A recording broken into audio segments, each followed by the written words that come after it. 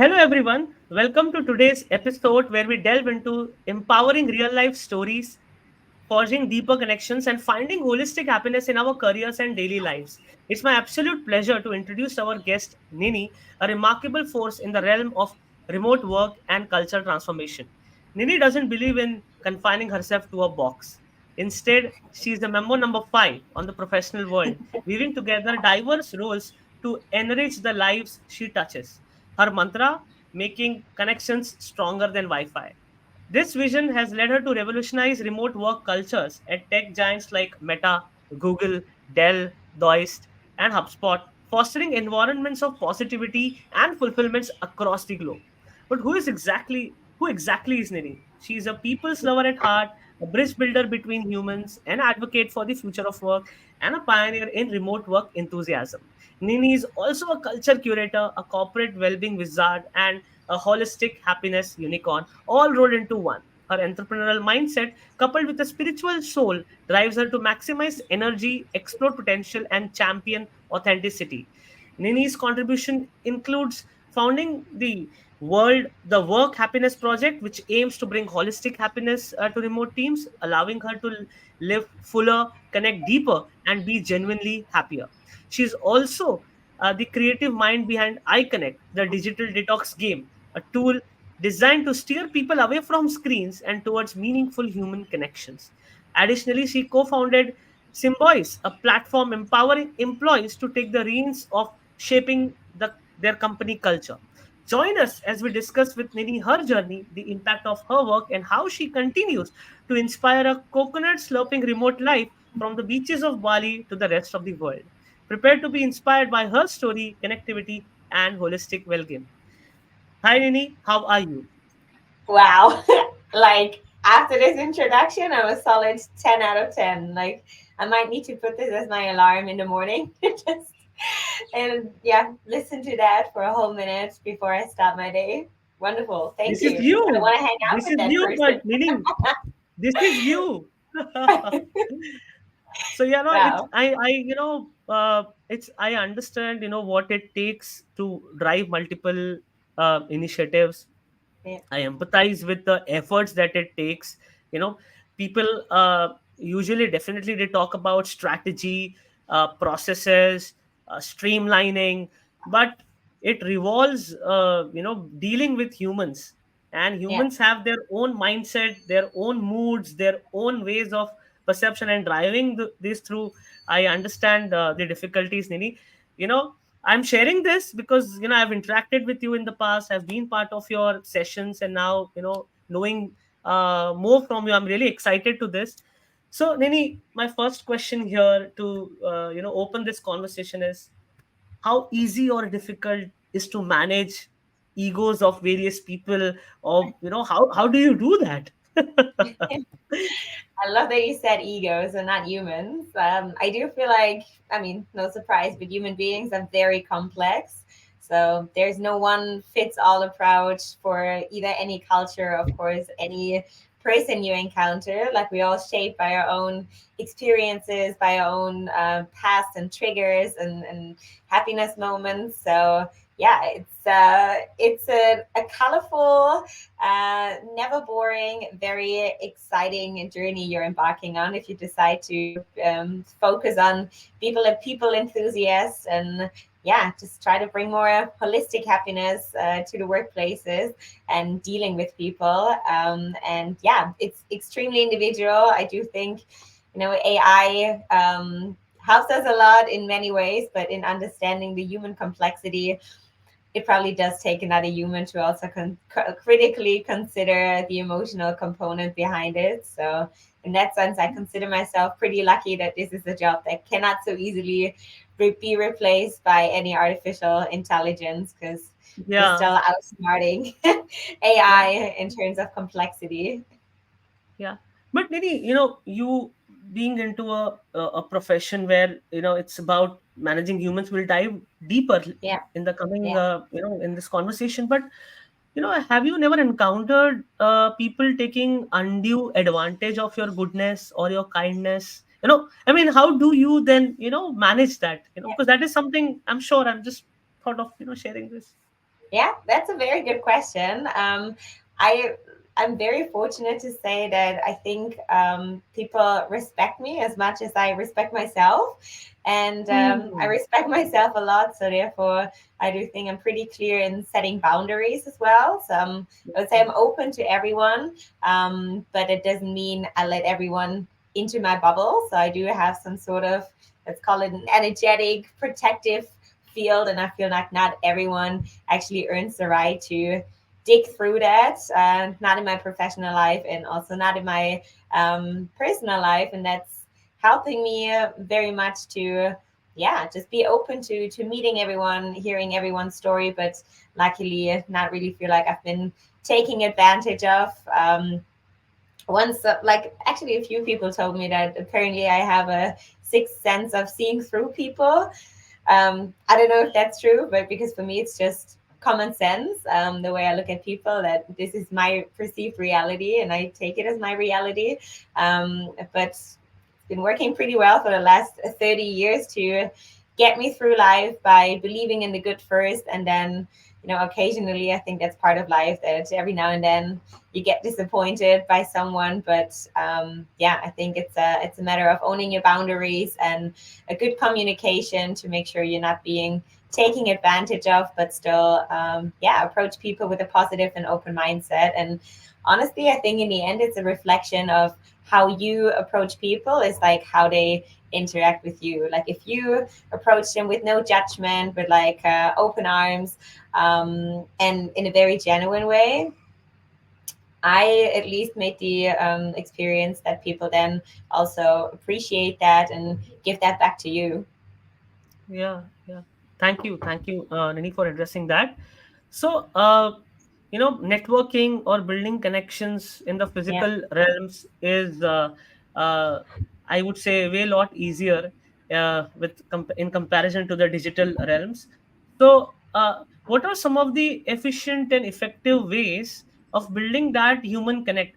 Because let's say we are on LinkedIn at the moment, and yes, LinkedIn has enabled, and of course the running remote community that we are part of has enabled us to have this conversation today. But uh, but let's say, in the professional realm, everyone needs business, everyone yeah, needs right people to get in touch with, and everyone has their own agenda, like, yeah, and everyone is seeking help, is support yeah, in be it yeah, a leader, be it a remote leader, or a startup founder, or even a corporate executive. They are on LinkedIn because they all are trying to, you know yeah. see how we can get more business, right? But then We're all how just here do trying to figure it out. Yeah, yeah, trying to figure it out. So yeah, how does then one how what should be some of the first steps or baby steps to really create a right kind of connect in the yeah, digital realm, where trust and authenticity takes slightly longer time? So yeah. what are your thoughts? Good question. I do feel like trust and building relationship, it's not like a, an instant gratification thing, which now in the world we live in, most of the things, it's like if you want to watch any movie, go on Netflix. If you want to order anything, go on Amazon. But the things that actually do take time and consistency to build up are like trust and relationships, which comes in as like an extra challenge in terms of being so used to this instant gratification that we almost forget that when it comes to building relationships, that's something we need to invest in. Um, when it comes to LinkedIn, especially for a first encounter, I would always advise to use personalization.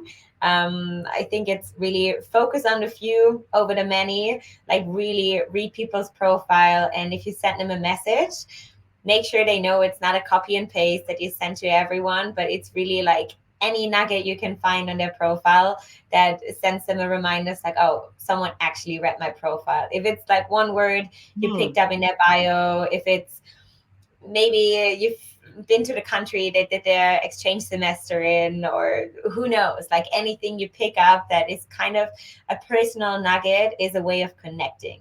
Like people love to connect with humans, so instead of just talking about their achievements, like tackle them from a human angle. Like especially on LinkedIn, I feel like we're so often just putting on this professional mask to come across as like this suit and tie person, and use this extremely professional lingo, which is probably like in most industries, it's normal. Like that's just how you approach each other. And I mean, of course, always approach people with a respectful message.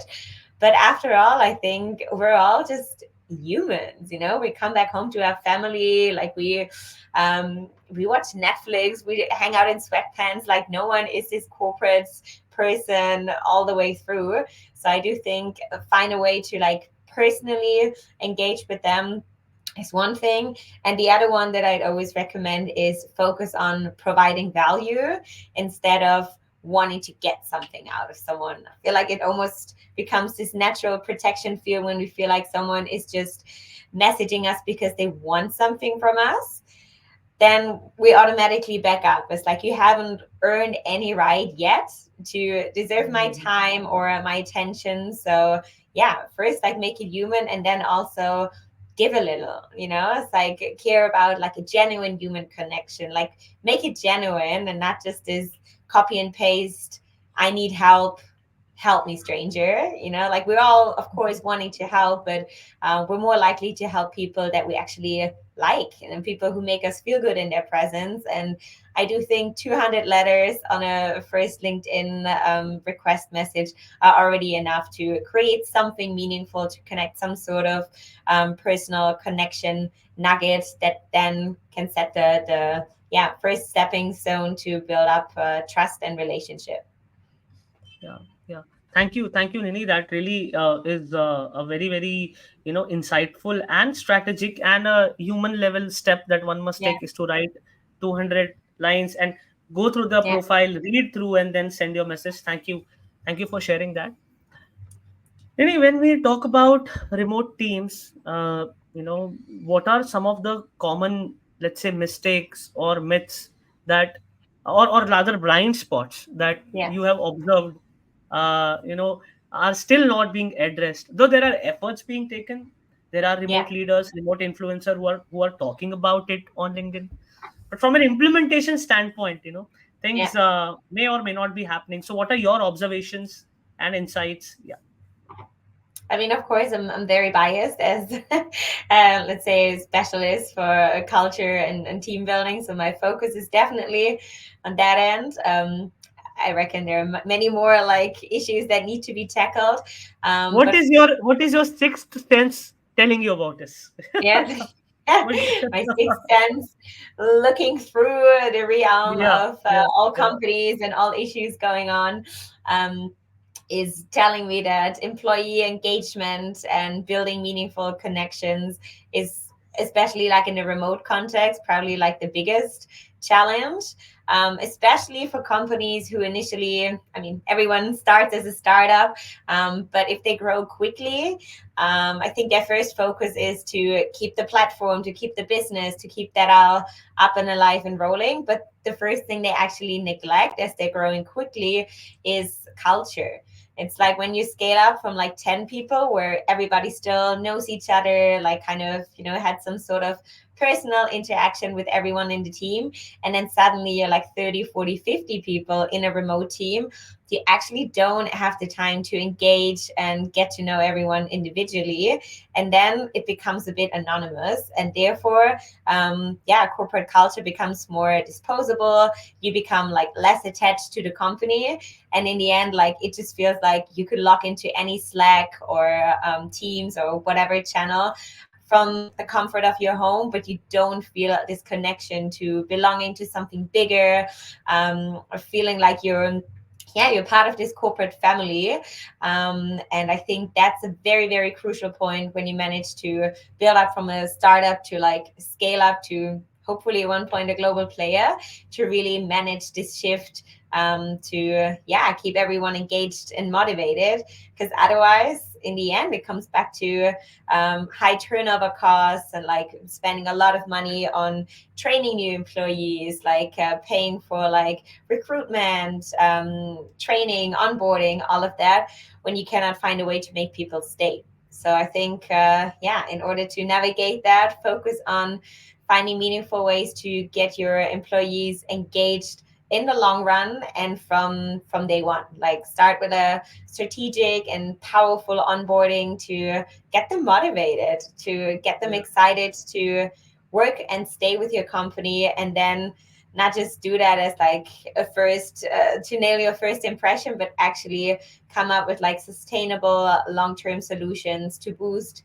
meaningful connections, and also interdepartmental connections in the company. So it's not just team members hang out with each other, but really use the beauty of remote work, that people can connect with people in a whole different country working in a completely different department.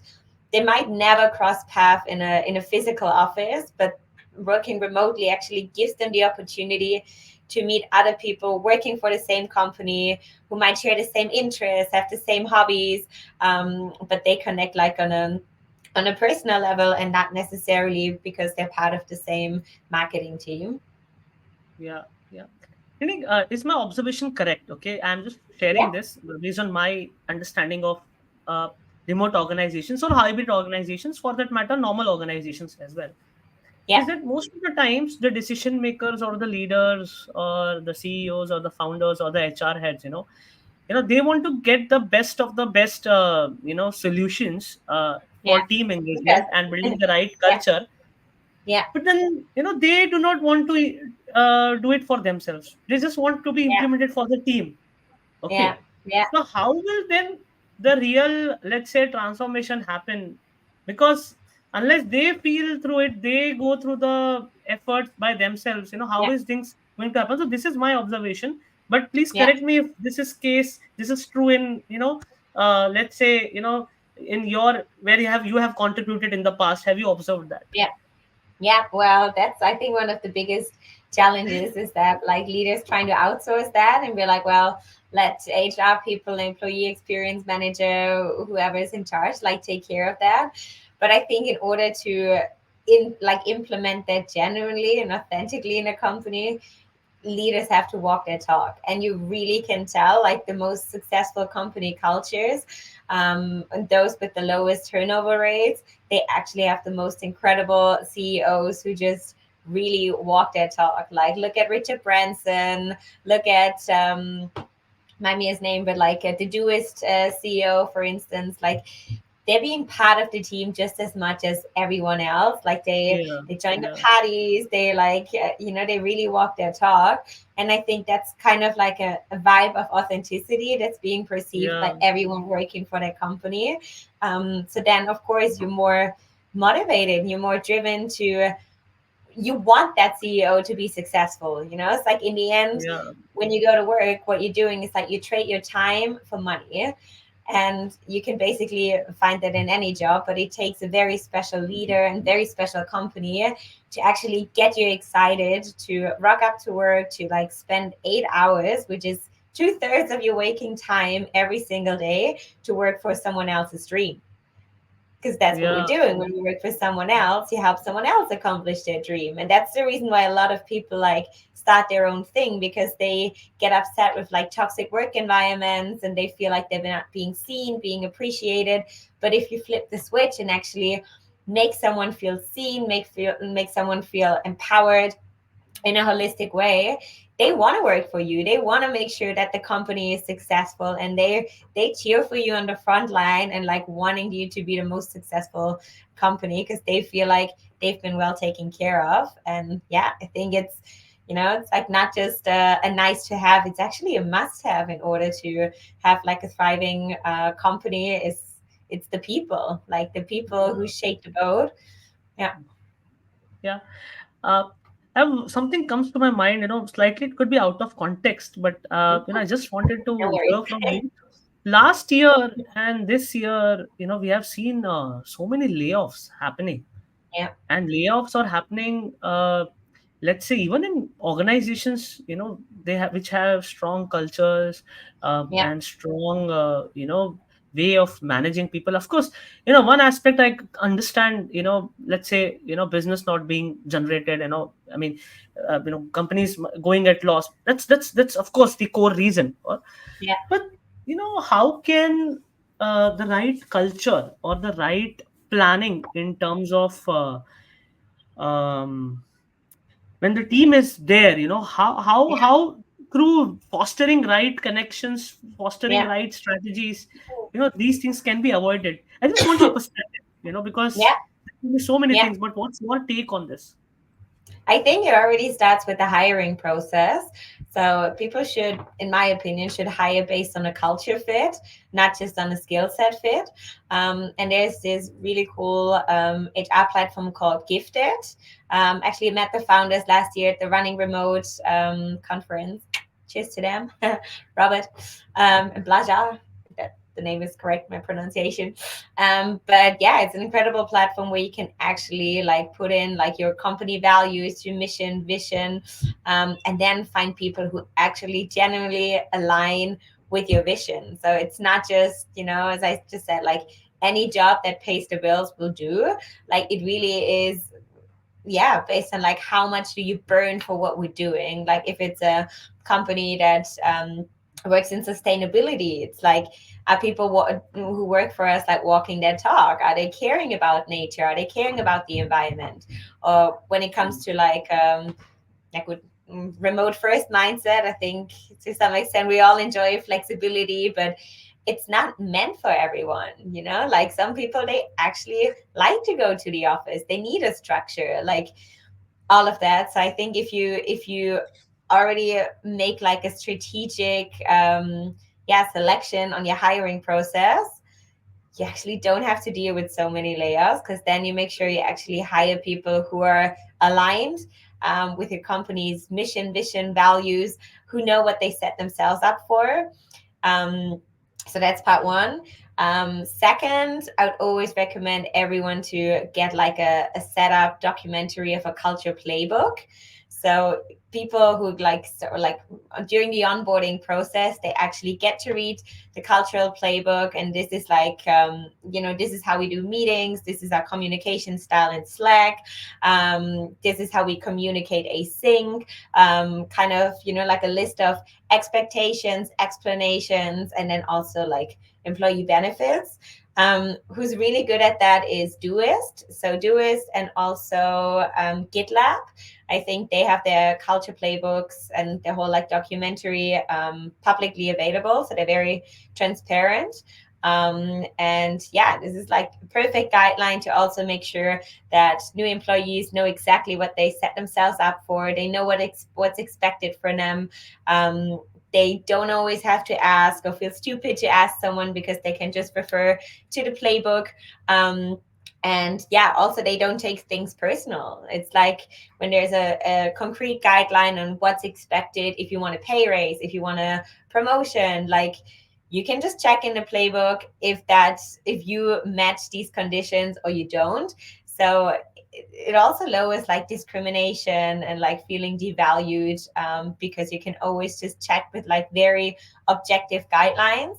And I think, I mean, that counts for personal and our professional life. But if the communication is being clear, if you know what you set yourself up for, I think you can avoid a lot of like miscommunication. And when it comes to the professional context, also layouts, because people just know what's expected from them. And if they're down for that, they're in for the ride. But if they're not, then it's not a fit, and they're better off looking for another company, and you're better off finding a different employee before you spend money and time on someone like dating.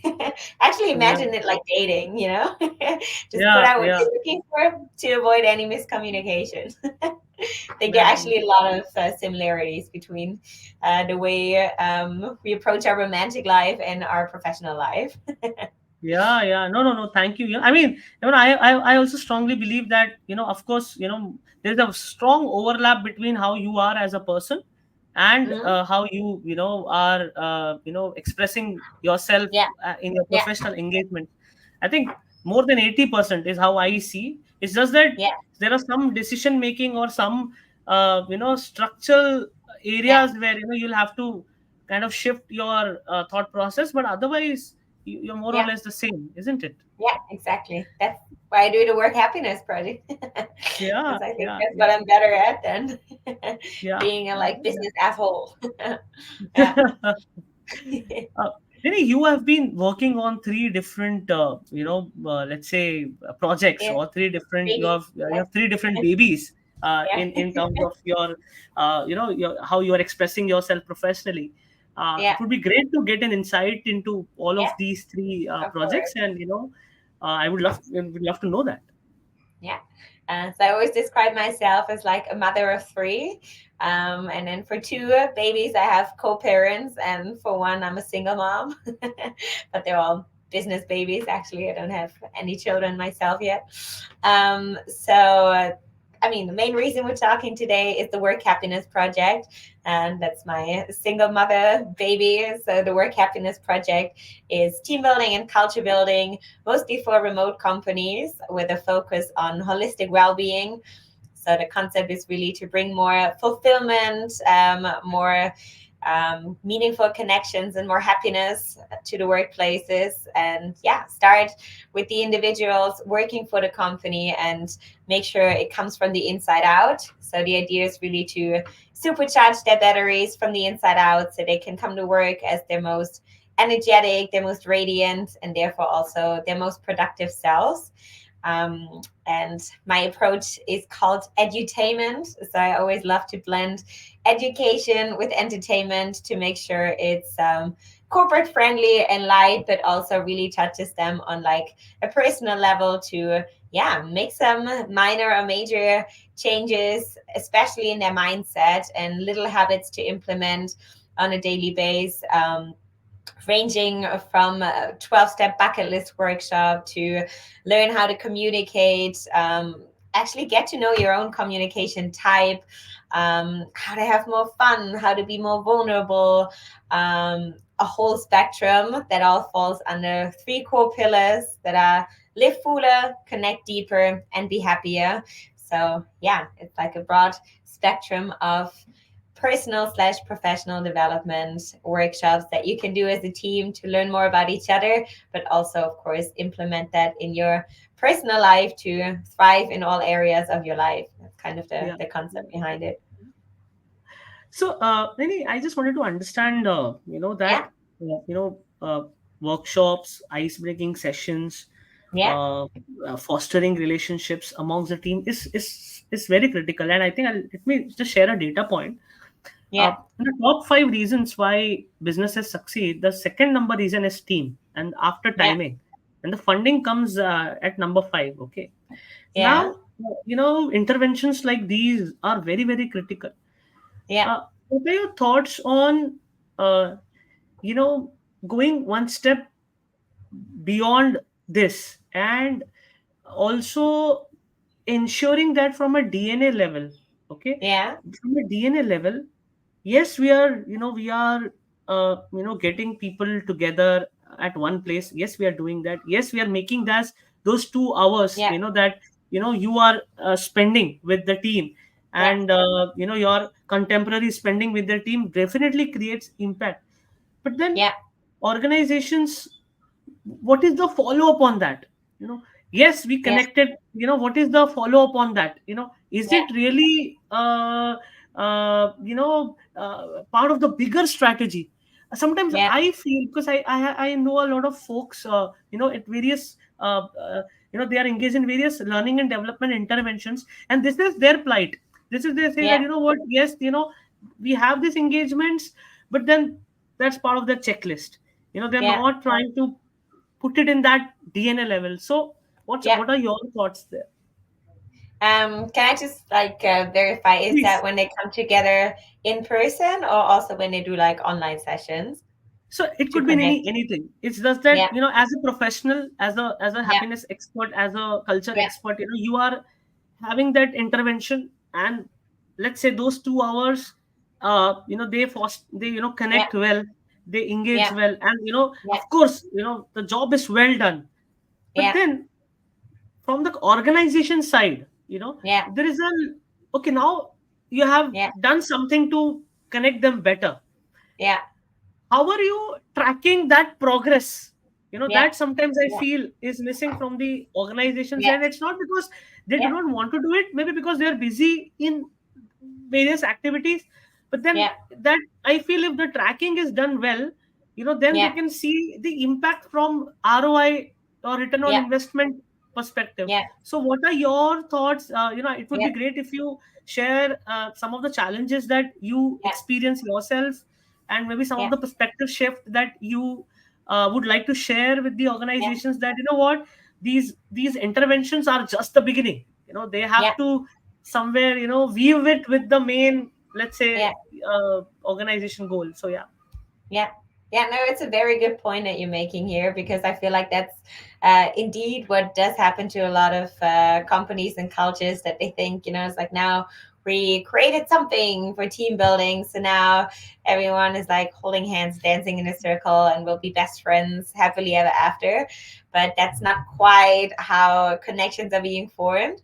And I've noticed that honestly in the beginning of my workshops, where I felt like it was, especially in this bucket list workshop that I'm hosting, because that's a very tangible, like 12-step step with like an action session in the end, where everyone is already taking like 5 minutes of action to like come closer to one of their goals. And then I always feel like people, they're just having this energy buzz. They feel like super like sparky to like go out and change the world and like do something with their lives. And the energy is like very contained in this like vortex of either online or offline. But what you just mentioned as well, like, how do you keep the spark alive? How is it not just a momentarily thing to do, and then as soon as they walk out of the room or they turn off their Zoom meeting, like the busyness of life hits and they're just Yeah, distracted doing yeah, something else. And it might be, I mean, of course, the employees as individuals who just have like 100 tabs open. So as exciting yeah, as that is, like, there's just too much they need to focus on, so they can actually not like consistently follow up. Plus, of course, organizations still consider a lot of like team building and culture building is like a nice to have, but their hmm, main goal is to keep the company alive, to like hit the KPIs. But coming back to that point, I think like keeping your people engaged is actually like the fuel that helps you to reach your corporate goals. So what I've learned along the process to really keep that spark alive is creating like more like overlapping and like theme based workshops and like strategies that you really like build up a package, so it's something that's coherent, so you're not just having like a one-time workshop and like let them off with like, ta-da, that's it, now go out, live your hmm, lives. Actually something that is more like a monthly theme. So we have a workshop, but then we have like exercises, we do have like a Slack channel about it.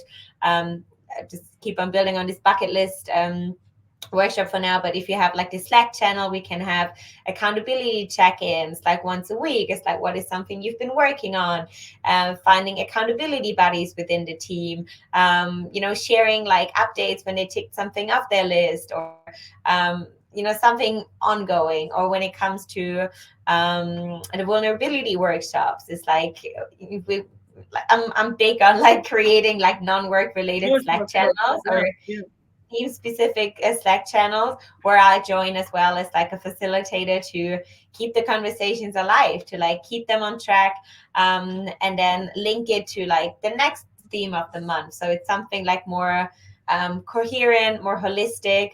So it's not just this one time glimpse, it's actually something that's building up on each other. And I think it really kicks in when they see the benefits, like when they feel like it's kind of, when you're losing weight, it's like you go to the gym first, you don't see any results, you're like, what am I doing it for?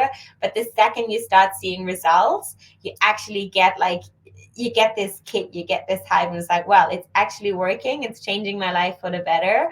I got more energy, like I'm more focused at work, or I kind of leveled up in my human experience and the person that I am. So then I think that's actually the long term strategy to keep them going, to not make it like a one time thing, but find something that is, yeah, also connecting with them on a deeper level, and something that keeps the conversation ongoing. So what I just said with the Slack channels, for instance, or where they can form like little accountability groups within the company, which is actually a good link to my other baby symbios, which I can dive deeper into in a second. Yes, yes. Um, yeah, but it's really about keeping the spark alive and eventually make sure it's like effortlessly running by itself, because the employees are so motivated that you don't have to, like play all the puppets on the string yourself. It becomes actually self-actualized by employees themselves. Yeah, yeah. Absolutely, Nini. I think, I mean, you mentioned about the KPIs, which which is being reviewed once a Yeah, month or once in every quarter, where yeah, we are, right? yeah, Where, of course. So, sometimes I feel, is there a genuine need of a professional in an organization, right? yeah, who yeah, is who is responsible. See, at the moment, yes, there are HR teams, but then HRs are also busy with a lot of documentation work and a lot yeah, of the work that is involved in ensuring the documentation yeah, is done, the onboarding is done, right? And yeah, then, of course, there are L&D folks who is responsible for the training and development. They see where the yeah, gaps are, and as they get new projects, right? But sometimes I wonder, uh, do we need professionals, like, and this is what made me wonder, is because I'm part of this program called as Chief Wellbeing Officers program, where yeah, they are at the moment, one of the framework is being implemented in the UAE government, yeah, to actually ensure that they are mapping the happiness, they're mapping why is, yeah, why are things not shaping up, so they're actually doing it. And so yeah, this is sometimes I wonder that, what, there is the need of a professional. If, let's say a team size of 500 or 1,000, is there yeah. someone who needs to be responsible for fostering human connections? So this is something that comes to my mind. I I wish. I do have to say, maybe I'm biased because I'm very much in Sure, this sure, world. sure, sure. But I do think it gets more and more common that now you have like roles that didn't exist before, like chief happiness officer, or like head of well-being, employee experience manager, Yeah, feel good manager, like you name good it, manager. like Wow. head of culture and connection. And I Yeah. feel like they're all like relatively new Wow. roles that are popping up. Um, might be due to the increase of remote work, that you need it more than you needed it before, because in a physical office setting you would just expect culture to happen organically when people bump into each other at the water cooler or in the coffee kitchen. So in a remote context, you actually have to create something, let's say artificially, that normally you would expect to flow naturally. So it does require more intentional effort behind it. But I also think it's due to yeah, like the needs of Gen Z. Like they're no longer satisfied with just doing any job. Like now they want to feel seen, they want to feel heard, they want to feel like they're living their purpose and make an impact in their work. So in order to like really attract and retain top talent in your company, I think it's crucial to have someone to take care of their well-being, because Gen Z looks at their parents' generation and sees how everyone is like, not everyone, but like I think 1 out of 5 employees is burned out or suffers from like a mental health condition at the workplace. So they see the living and breathing examples. And honestly, I vouch for that. I'm like, you go, like, to no longer. And maybe I'm also that generation also.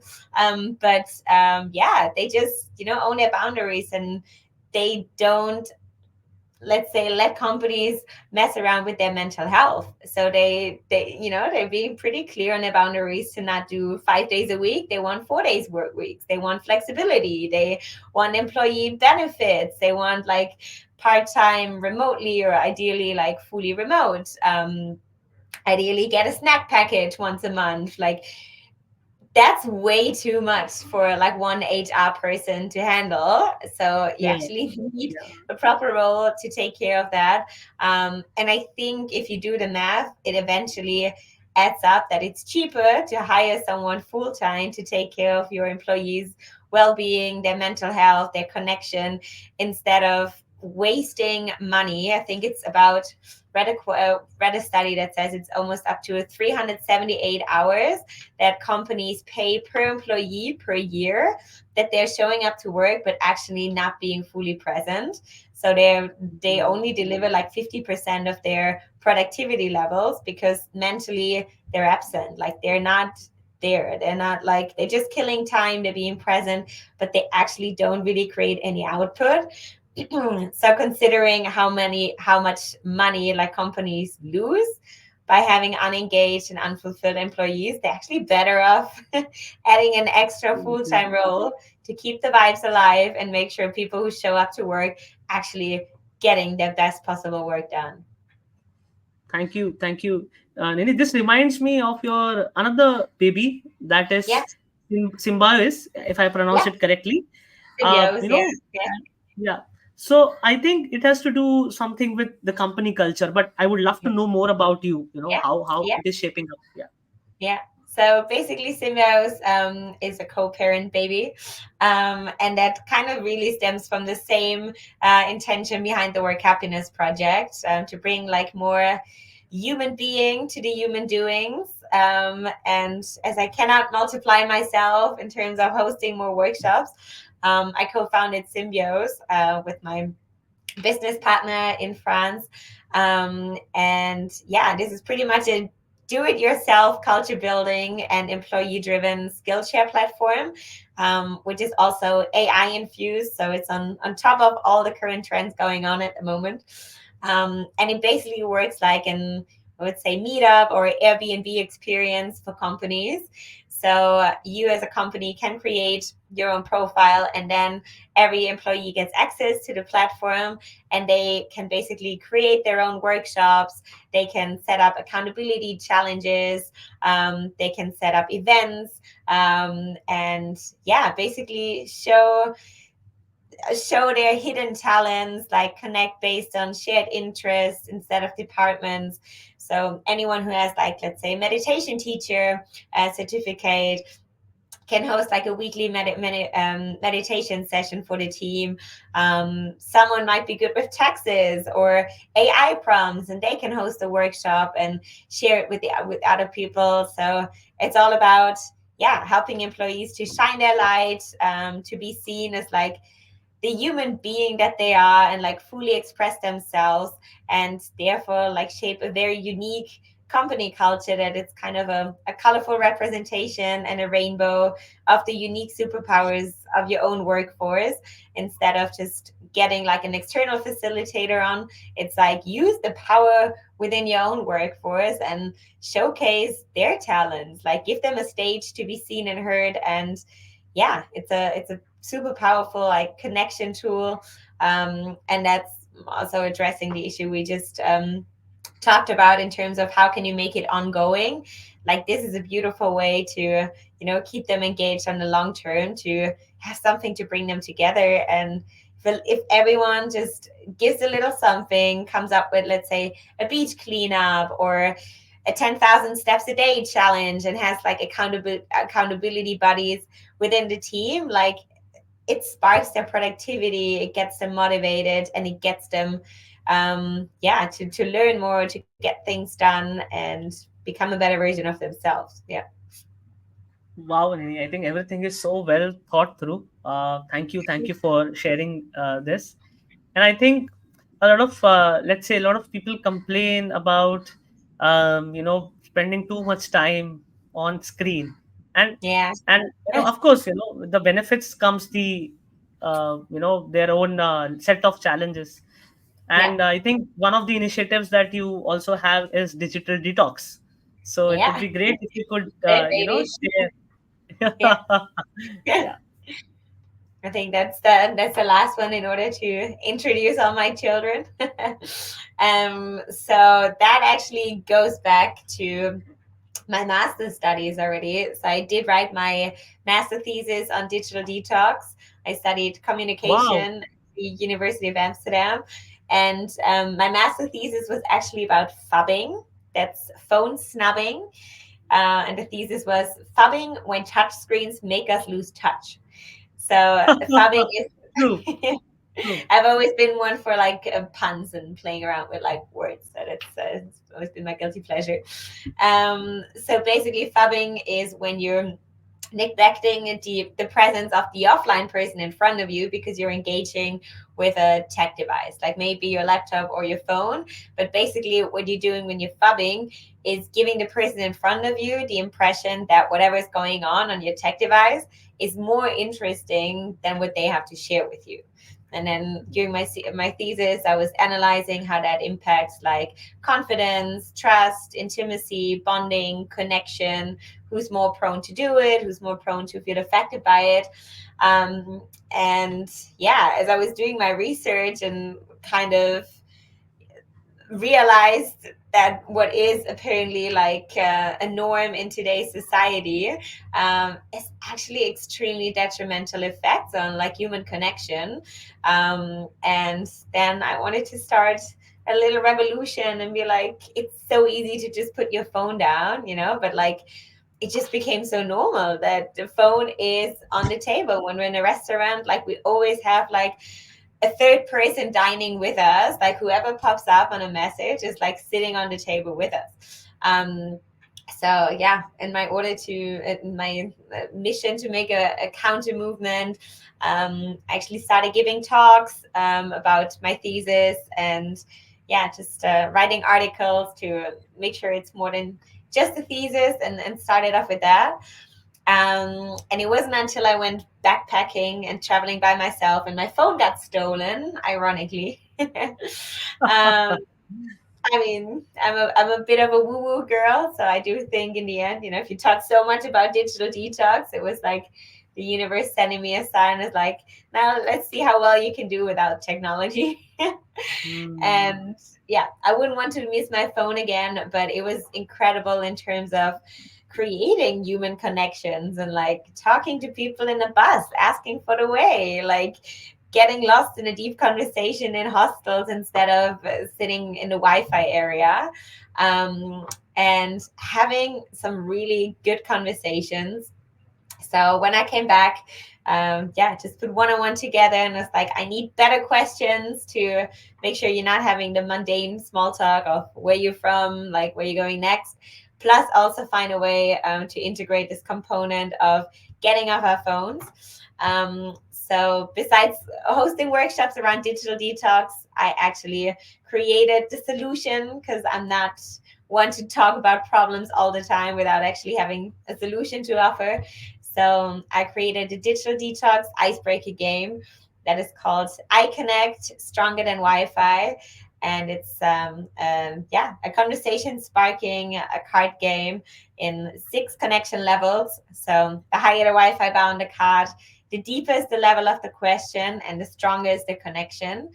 So it goes from 1 to 6. You roll the dice, and the number on the dice defines like how deeply you're connecting.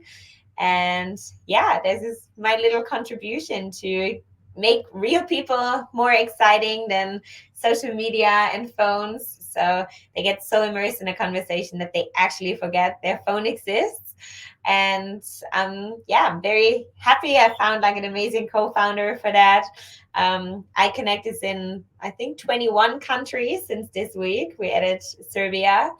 And yeah, very happy to see people all around the globe are connecting stronger than Wi-Fi and bringing back human connection. So yeah, that's my overall holistic approach to meaningfully connecting people and making them happier from the inside out. Wow. Wow. So, Nini, how do you find time to do all these three things? Like, how do you find time? How do you manage your work-life balance? Because, Yeah, I mean, working on this, thinking about this, and actually implementing this is a yeah, task. I can sense that, but then how yeah. do you do that? Good question. Because I actually feel like I spend a lot of my work life balance on the life side. I have a very extended morning routine. I'm a very social person and meeting my friends. And like occasionally I sit back and like, how do I spin all these plates at the same time? But Yeah. I do think, the real magic to it is if you're doing something from a place of like passion and purpose, it doesn't feel like work. You know, like it Yeah. doesn't, I Yeah. never have to motivate myself to work. Like I have a lot of distractions of other things that I could do, but it's never that I feel like I don't enjoy what I'm doing. And I feel like it's very aligned with the person that I am, and like very mission driven. That honestly, like I get up for workshops at 3 a.m. and I get excited about them. Like I work a lot with the US, which is pretty much Mm. opposite time zone to Bali. Um, and I like occasionally I go get up for sunrise, other times I go back to sleep, but I always feel so energized after hosting workshops that it Yeah. actually gives me more energy than it takes. Like when I feel like you know, I mean, you go through phases. Like sometimes the Yeah. implementation phase like does take a lot of cognitive capacity, but when it comes to connecting people and like getting it out there, or like hosting events with the game, it actually, it gives me more energy. It doesn't feel like work, and yeah, it feels very aligned with who I am as a person, and then it just amplifies it. Like sometimes I want to work more. I want to run more workshops because I feel like that's my contribution to the world, to impact as many people as I possibly can, to leave a spark of positivity in their lives, to yeah, do something, like to live their life up to the fullest. And it gets me excited to notice any life I can touch and make a positive impact in. So it actually, yeah, it doesn't make me tired. It gives me a lot. And Yeah. I feel it's more purposeful than slurping margaritas at the beach, just to inspire people to live it up, connect deeply, be happier. Yeah, that's who I am. That's what I do. And that gives me energy. Yeah. So, Nini, what's your end goal? I know, at the moment Yeah. you're working on these three areas, the work happiness Yeah. project, the detox Yeah. project, and the other symbiosis project. But how, like, I'm just asking, I'm just curious to know, Yeah. because I know you're a Yeah. serial entrepreneur. And of course, one area is when you are actually contributing, it really Yeah. motivates. So I can also relate to that, so I also take up workshops, I also Yeah. do a lot of similar stuff. But then what's your end goal? And then is everything that you're doing is aligned to that goal? The end goal, I'm not meaning that, it's not the context is not that, maybe, yes, when, let's say, you would be in your 60s or 70s, Yeah. how do you see, all this translating? Like, what are your Yeah. thoughts when you do your introspection? Yeah. Well, my end goal eventually is to just positively impact as many lives as I possibly can within my lifetime. And I feel like all the three babies, not meanwhile they're toddlers, that I'm There could working be, on, there could be few other toddlers that can come on the way, isn't it? There could yeah, be. like they become teenagers and eventually they become hopefully like Yeah. self-sustained adults. Yeah. But yeah, I feel like they're all contributing to this bigger vision, to this bigger goal.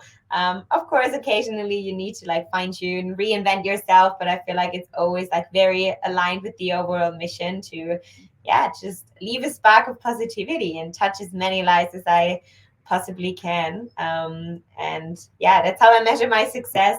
It's like how many lives can I touch, and not just, like the numbers on the bank account. Like comes in handy if that is a representation of my success. But the overall goal is just really to touch people and make a shift, and yeah, do something meaningful. Yeah. Nee, this is the third time I'm interacting with you. I had this question in my second interaction, and I'm anyways going to ask you. Yeah. When was the last time you were angry? Ooh. Um, And the reason I'm angry. asking you is because, I've been through your workshop. I have had a pre-planning conversation, and today we are having this conversation. Yeah. I was wondering, okay, maybe Nini gets angry, maybe Nini gets annoyed. I don't know. I just thought, let me ask. Good question. I actually question it myself. I'm not one to get angry in traffic. I feel like I get angry when I'm feeling I was not being respected, like either my inner sense of Hmm. justice or a lack of respect, either towards me or towards someone else. Like when something is against my value system that I Yeah. cannot tolerate. Um, yeah, what I've And how do really you like, how do you transform that energy? Like, yeah, we know that the anger has hit now. Now I have to yeah, manage that professional situation, or the how do you yeah, then translate? The reason I'm asking you question is, of course, yeah, is sometimes, leaders, I have experienced that inefficiently translating that stresses the employees. yeah, So, yeah, that's my, yeah, why of yeah. asking this. Yeah, good question. I do feel like it very much depends on the situation. In general, I think anger is actually like an energizing emotion. So, like sadness or grief, they're like depleting us. But anger, in that sense, it's actually like motivating. It can boost us. You know, if we're angry during a breakup, like people like suddenly have this full glow up and like they, I don't know, go to the gym 5 times a week and become their best version to like show their ex like how much potential Yeah. they just let go. Like it can transform into something good. um I think what helped me is when occasionally when I do feel angry, instead of putting the anger outwards, depending on the situation, but I just like found a way to actually like put it inwards as self-love, like for instance, when it comes to when I feel like someone crossed my boundaries, I feel like I could divert it into like outward anger, or I could consider it like I come back to myself, I know my worth, and I feel like it's like an amplified version of like me owning my worth and value to like declare that among the other person. And then I feel like I'm actually being even more respected than I was in the first place when I didn't feel like, is when I, like kind of shine my light, own my energy and power, and not let them take control over my energy and emotions.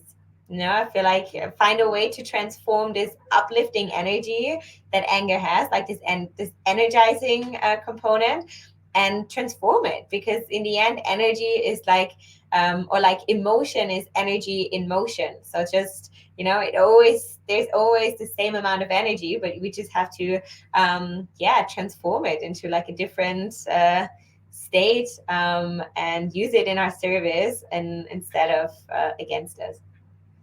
Wow, wow. Thank you, Nini, for sharing wonderful perspectives, sharing all the incredible work you're doing. So, before we end this conversation, you have any Yeah. closing comments for the viewers, or if you want to share something that with which we can close this conversation? Ooh, that's a big one to end up with. But first, I want to thank you for asking like such great questions. I've done a bunch of podcasts in the past, but yeah, like I felt like a lot of questions were always repetitive. You asked like very specific and unique questions that really got me thinking. So that makes a great podcast host or LinkedIn Live host. So thank you for that. And other than that, I can just, yeah, preach to the choir and be like, live a life that makes you happy. And yeah, find a company that supports you in becoming your best self. And yeah, just gets the best out of you instead of the worst out of you. And believe Yeah, me, and there are companies out there. yeah, yeah, yeah. And if the viewers, if they would like to connect with you, what is the best platform to reach out to you? LinkedIn, definitely. LinkedIn, it's just Nini Fritz. I do think there are not too many other Nini Fritz out there. And then on my homepage as well, it's theworkhappinessproject.com, or just send me an email at nini at theworkhappinessproject.com. And yeah, that's the way to connect. I'm always down to meet for a virtual coffee. I'm a people's person through and through. So reach out, connect, get an eye connect, play an Yeah. eye connect question on the virtual coffee call. Yeah, Yeah. Thank you, Nini, for joining on this podcast thank and you for sharing your having me. perspectives, sharing your journey. And thank you, viewers, for listening. And I'm sure we discussed a lot of uh, human level. We gained some human level perspectives on, be it remote teams, be it building your cultures, and some of the key learnings on how to really be a human first, because processes Yeah, and systems are there to make your job easy, But I Yeah. think be easy on yourself is, I think, one of the biggest learnings that I gained from this podcast. So thank you, Nini, for Start from sharing your within. experience. Yeah. Yeah, yeah. Okay, Thank you, bye, Sagar. bye, everyone. Yeah. Bye bye.